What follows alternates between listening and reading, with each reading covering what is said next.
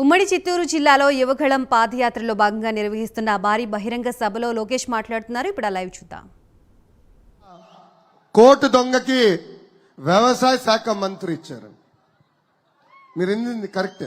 Court దొంగ ఆయన, court దొంగ తల్లి. ఎవరినో దొంగతనం చేస్తే కోర్టుకు వెళ్తాడు. ఈయన ఏకంగా కోర్టులోనే దొంగతనం చేశాడు. అలాంటి వ్యక్తికి వ్యవసాయ శాఖ మంత్రి ఇచ్చాడు. ఆయన 8 కేసుల్లో నిందితుడు. రైతుల సమస్యలు పట్టించుకోడు. కల్తీ మద్యం తయారు చేసే దాంట్లో ఎక్స్పర్ట్, కానీ కల్తీ ఇత్తనాలు ఏంటో తెలియదు.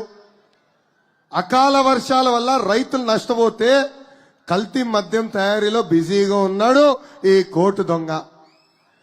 నేను ఇక్కడున్న రైతులందరిని అడుగుతున్నా, ఈయన వ్యవసాయ శాఖ మంత్రి అయిన తర్వాత ఏనాడైనా ఒక్క రైతు కన్నా న్యాయం చేశాడా? అకాల వర్షాల వల్ల ఉమ్మడి నెల్లూరు జిల్లా రైతులు ఇబ్బంది పడితే కనీసం ఒక్క రోజున బయటకు వచ్చి రైతుల్ని ఆదుకున్నాడా అని ఒక్కసారి ఆలోచించమంటున్నా. ఇంకొక కీలక శాఖ ఇండస్ట్రీస్ శాఖ. ఆనాడు మేకపాటి గౌతమ్ రెడ్డి గారికి అవకాశం వచ్చింది. పాపం గౌతమ్ గారు అనేక ప్రయత్నాలు చేశారు, కానీ సైకో జగన్ ముఖం చూసి ఎవ్వడు రాలేదు ఆంధ్ర రాష్ట్రానికి. గౌతమ్ గారు మంత్రిగా ఉన్నప్పుడు ఆయన నెల్లూరుకు తీసుకొచ్చిన ఏకైక పరిశ్రమ సెంచరీ ప్లైవుడ్ పరిశ్రమ. ఏకంగా ఆ పరిశ్రమను కూడా ఈ సైకో జగన్ హైజాక్ చేశాడు. అంటే గత 4 సంవత్సరాలు 2 నెలలుగా నెల్లూరు జిల్లాకు వచ్చిన పరిశ్రమలు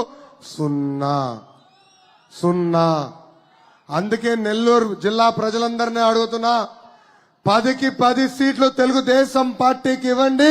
అభివృద్ధి ఏంటో చేసి చూపించే బాధ్యత మీ లోకేష్ తీసుకుంటాడు. గూడూరుని గొప్పగా అభివృద్ధి చేస్తారని భారీ మెజారిటీతో వరప్రసాద్ గారిని గెలిపించారు. గూడూరుకి ఏకంగా ఆయన గుండు కొడతాం తప్ప చేసిన ఒక్క పని లేదు.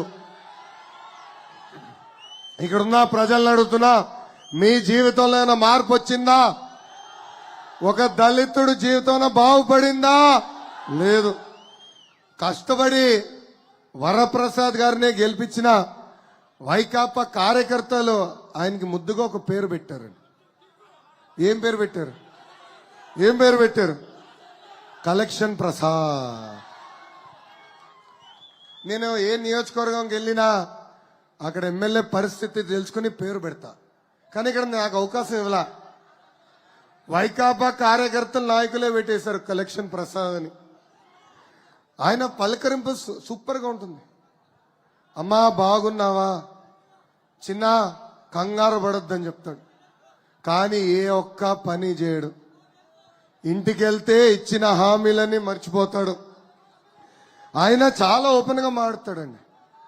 ఎంపీ ఎమ్మెల్యేగా జగన్ కి 100 కోట్లు ఇచ్చి నేను టికెట్ తీసుకున్నా, ఇప్పుడు అవన్నీ వడ్డీతో సహా సంపాదించాలి కదా అని అంటాడు.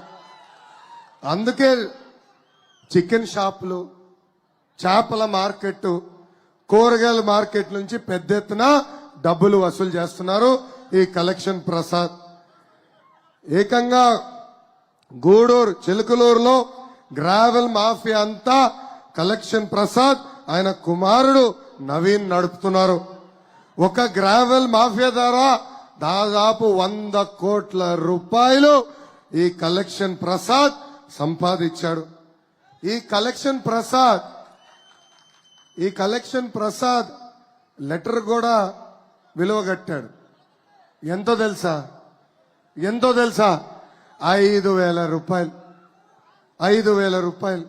అంగన్వాడీ పోస్టులు, ట్రాన్స్ఫర్లు, నామినేటెడ్ పోస్టులు, గుడి ట్రస్ట్ చైర్మన్లు, ఇలా ప్రతిదానికి ఒక రేట్ కార్డు పెట్టుకున్నాడు ఈ కలెక్షన్ ప్రసాద్.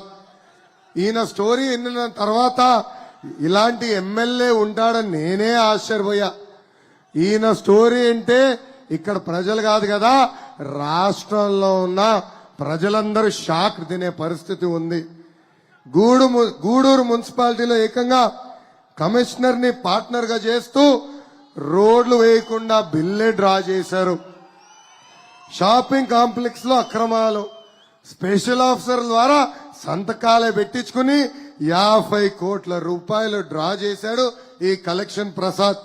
ఇంకా మున్సిపాలిటీలో ఏ కార్యక్రమం జరగాలన్నా మీరారెడ్డికి డబ్బులు కట్టాల్సిందే. గ్రావెల్ అక్రమాలు తవ్వాలనుకుంటే ఏకంగా సతీష్ రెడ్డికి డబ్బులు కట్టాల్సిందే. ఇలా చుట్టుపక్కల కొంతమంది పెట్టుకుని ఏకంగా గూడూరుని దోచేస్తున్నాడు.